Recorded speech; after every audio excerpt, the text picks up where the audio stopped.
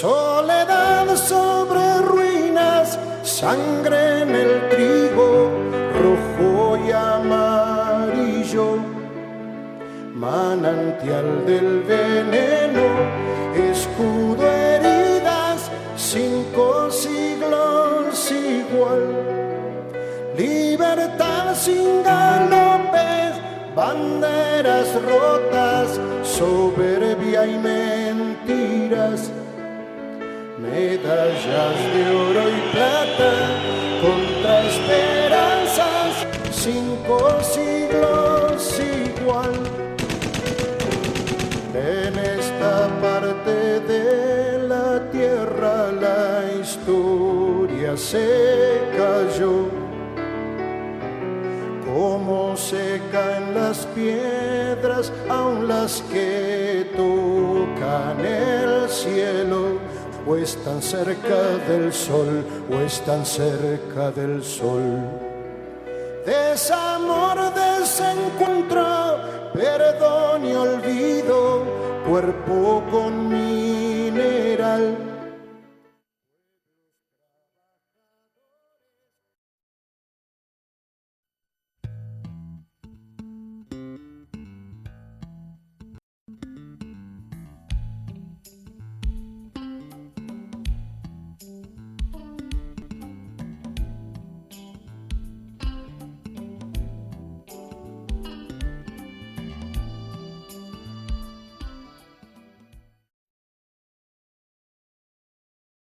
A finales del siglo XIX e inicios del XX, Ecuador se envolvía en una gran inestabilidad política y social. Los posicionamientos en el poder de las clases sociales dominantes, sectores económicos privilegiados y una democracia interrumpida por los permanentes golpes de Estado de parte de un militarismo dirimente en unas veces y protagonistas del poder en otras, dieron la pauta para que varias compañías mineras transnacionales vean en estas tierras ya prestigiosas, de su potencial aurífero en sus entrañas, la oportunidad ideal para concesionarlas y extraer grandes cantidades de oro que eran sacados del país en forma ilegal y con contabilidades fraudulentas, perjudicando en forma directa al Estado y explotando a un promedio de 3 a 5 mil obreros.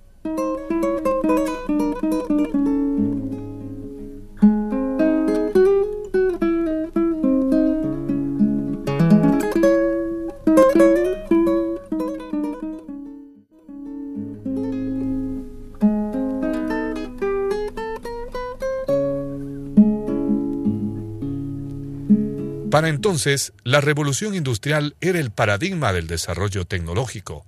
El Partido Liberal, liderado por Eloy Alfaro, gobernaba el Ecuador y el proyecto de unir al país con el ferrocarril era una prioridad para el desarrollo de este, y Portobelo para entonces estaba en la mira de las grandes transnacionales mineras. La Great Saruma Gold Mining, que estaba ya operando en Portobelo, traspasa los derechos de explotación en forma fraudulenta y disfrazada a la SASCO, subsidiaria de la Sarco de Nueva York, para lograr a espaldas del gobierno del Ecuador una negociación con millonarias ganancias y sin pagar los tributos que por derecho le pertenecían al país, disfrazando esta negociación como remate.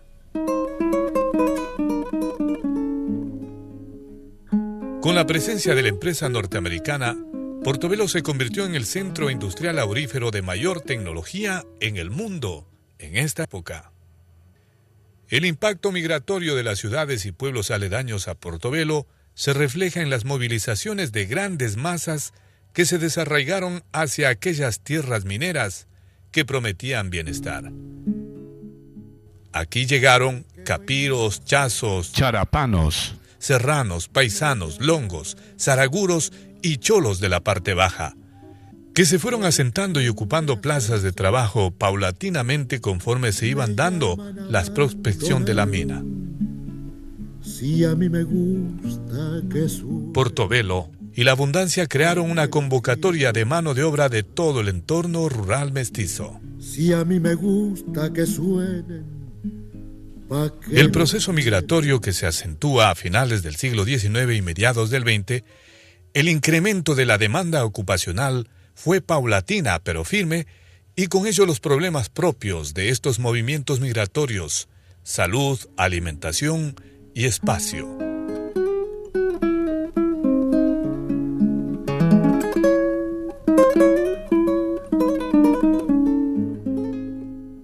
Solo el 5% del promedio eran empleados. El resto eran obreros y sus familias.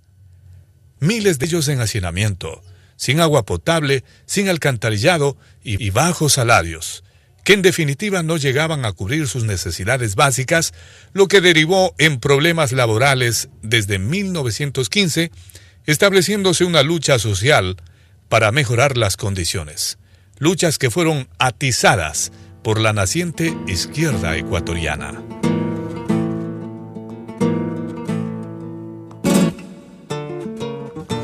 Luchas que se prolongan desde 1919 con una huelga hasta 1935, donde el sindicalismo portobelense influyó para emitir leyes como el Código de Trabajo, dictada por el general Gil Alberto Enríquez Gallo. Hay un antecedente. El primer paro se da con la presencia de un español, Humberto Permanyer. Humberto Permanyer forma los primeros cuadros sindicales y hace un levantamiento sindical en 1919, que está muy distante al 35, cuando ya Rosa Vivar ya es una señorita, ya es una mujer, y ella siendo secretaria ad honorem del sindicato, es la que más promueve, la que más aboga. El problema es que los norteamericanos no asumían la enfermedad de la silicosis de los trabajadores, sino que veían ya a un empleado con la silicosis en el hospital, le diagnosticaban que estaba cansado y que se vaya a pasar vacaciones. Entonces se deshacían de él. Pero en detrimento de que toda la familia se te iba con él y se iba sin nada. Es un hombre que había entregado su vida y se le había se le había cristalizado el pulmón, pues.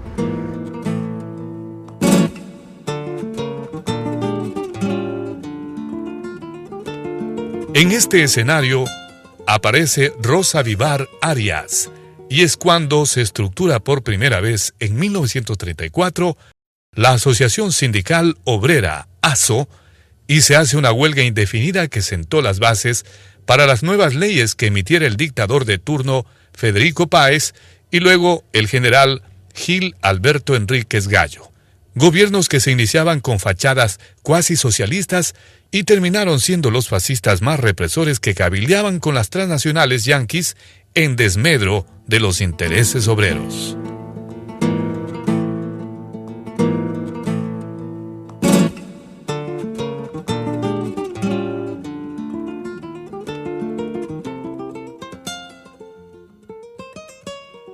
La época de oro de la izquierda ecuatoriana se ve abanderada en primera instancia por el general Luis Larrea Alba y luego con el Partido Comunista de Ricardo Paredes, este último que tuvo gran influencia en la formación ideológica y liderazgo de Rosa Vivar, y junto a él el español asturiano Humberto Permanyer, que en 1919 encabezaba fuera de la malla que rodeaba el campamento americano manifestaciones y disturbios. Y para entonces Rosa Vivar, su madre y hermanos ya estaban en Portobelo, venidos de Cuenca, con el fin de mejorar su situación económica.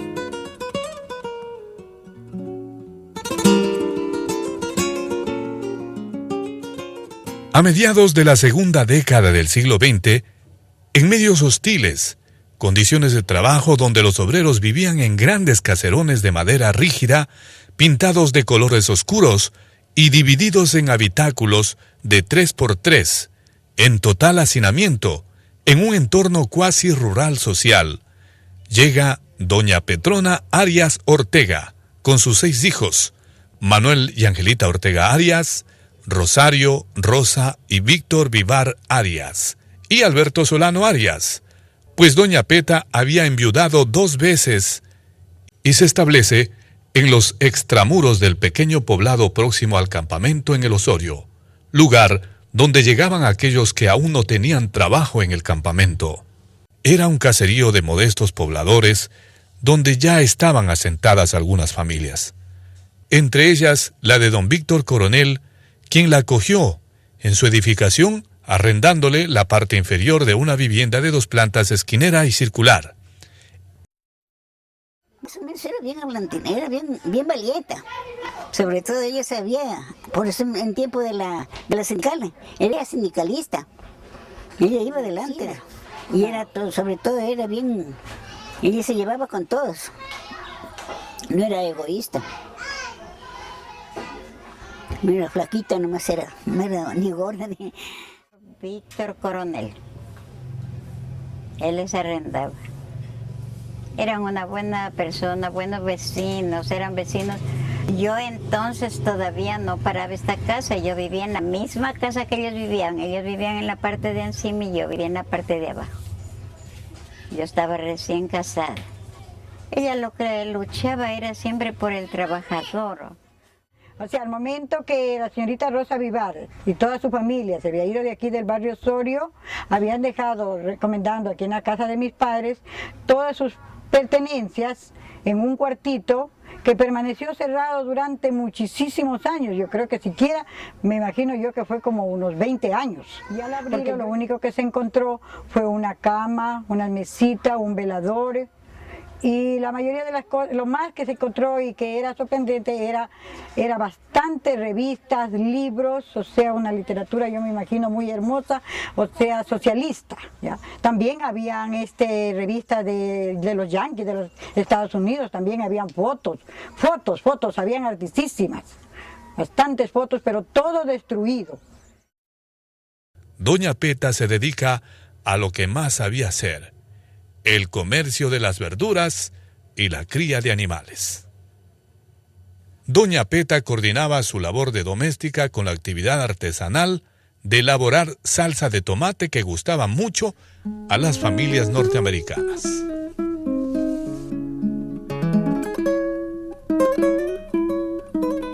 Duros fueron sus primeros días, como los de todos los migrantes que eran arrastrados a Portobelo por los vientos de la prosperidad que prometía la explotación del oro, ya que allá en Gualaceo, doña Peta también se dedicaba al platoneo a orillas del Tomebamba. Ya en el Osorio encontraron un ambiente de vecindad y solidaridad, pues allí habitaban personas sencillas que también habían llegado atraídos por la actividad minera. El hijo mayor, Manuel Ortega, había logrado el oficio de sastre y esto ilusionó a doña Peta con migrar, pues se abría una esperanza de progreso con su hijo, pero en muy poco tiempo acabó en las minas del campamento americano.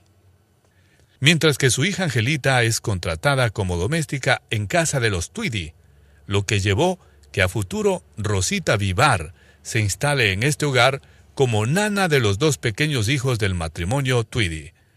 Después de 7 años de servicio, la familia Tweedy viaja a Estados Unidos y para no romper lazos sentimentales de sus hijos, el matrimonio lleva a Angelita y a Rosa Vivar a Norteamérica.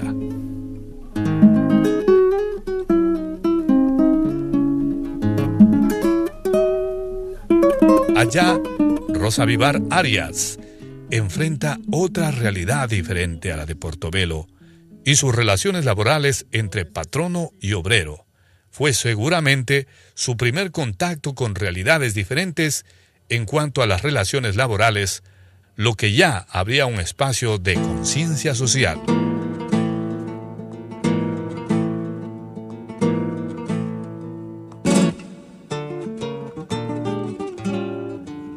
Para entonces, Rosa Vivar bebía un trago amargo, ya que su hermano Manuel había sido separado y perseguido por la compañía americana por participar en la huelga de 1919.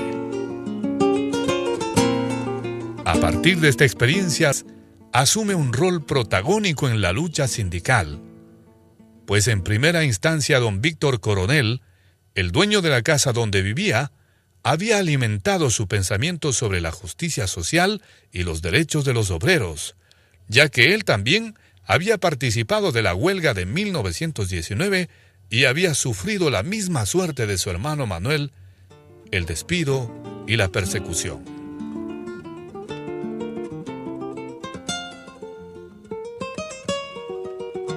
Fue luego el médico Ricardo Paredes, quien era miembro fundador del Partido Comunista, candidato a presidente de la República e intelectual de las ideas comunistas, que junto al español Humberto Permañer forman definitivamente liderazgo y pensamiento de lucha, ya que la experiencia de vivir de cerca las injusticias que sufrían los obreros de las minas de Portobelo concienzó su condición de humanista y se entregó por entero a la lucha sindical.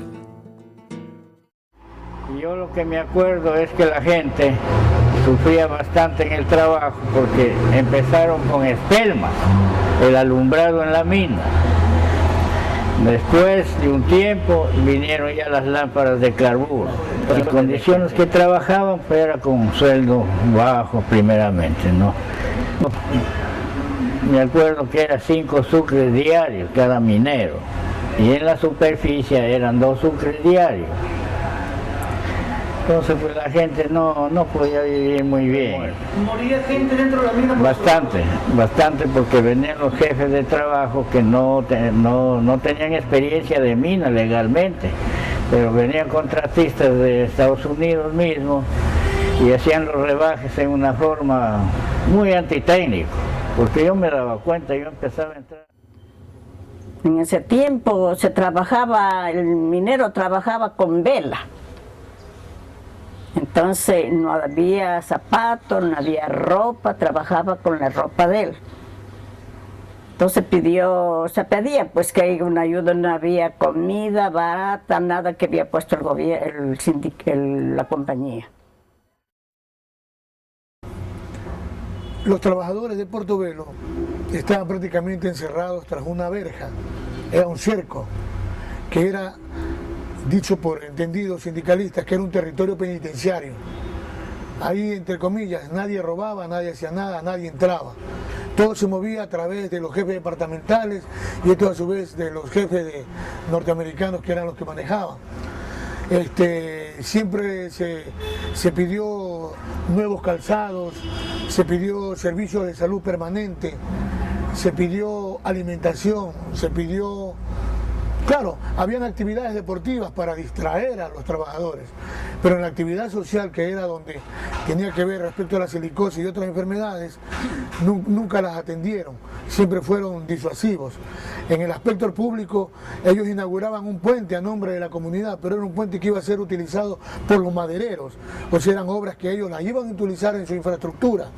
No eran obras que se reivindicaban. La luz la inauguran como que era una obra para Zaruma, pero no fue así, ellos necesitaban la electricidad para servirse mismo y dar más seguridad al territorio penitenciario, que era el campamento y el pueblo que estaba alrededor. Ecuador vivía su mejor época de la izquierda, y esto aparentemente facilitaba la consolidación del sindicato en Portobelo, pero del otro lado estaba el poderío económico y su influencia en los gobiernos de turno de los inversionistas americanos, que en la figura de Andrew Tweedy cabildeaba con el poder de turno en Quito. No fue sino hasta la llegada de Velasco Ibarra al poder, quien había visitado Portobelo en campaña, y habiendo comprometido su palabra, es que se logra estatutar definitivamente la Asociación Sindical Obrera.